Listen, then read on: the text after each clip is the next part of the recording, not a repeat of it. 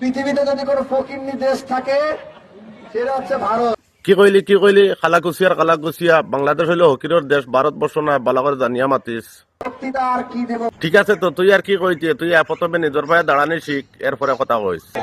প্রায় 1,20,000 কোটি টাকা ওরা প্রতি বছর বাংলাদেশ থেকে নিয়ে যায়। দেখুন মেকুরা কি কয়, ভারতে বুঝি বিক আনে, বিক আমরা আনি না বে, আমরা তোমরা দেই, তোমরা খাও। তোমরা এই বিক খাইয়া, ভারতের বিক খাইয়া বাঁচিয়া আছো, কাউরিলে হইতো না।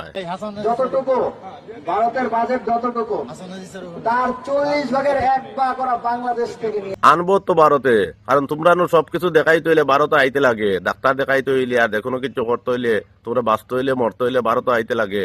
তোমরা কাফন গুণ পর্যন্ত ভারত নাকি নিয়ে নিতে লাগে, তোমরা এখানে জানো না নি। আর তোমরা অত বড় একটা দেশ, এই দেশ আমরা পকেটও থাকে, এই মতন দেশ আমরা পকেটও থাকে। ভারতের ব্যবহারে তোমরা অভিজ্ঞতা আছে নি? ভারত কত বড় দেশ। আর আইও এইবার ভারত আইলে সেসিমো আমরা পথে ঘাটে পাইলে দেখবাই। তো তোর যে দাঁত এখন ঠিক করতে হইলে পয়লা ভারতবর্ষে আইতে লাগবো। আইয়ে দাঁত এখন ঠিক করতে হইবে, এই সময় সেসিবা দরিয়া বুধবাইবে।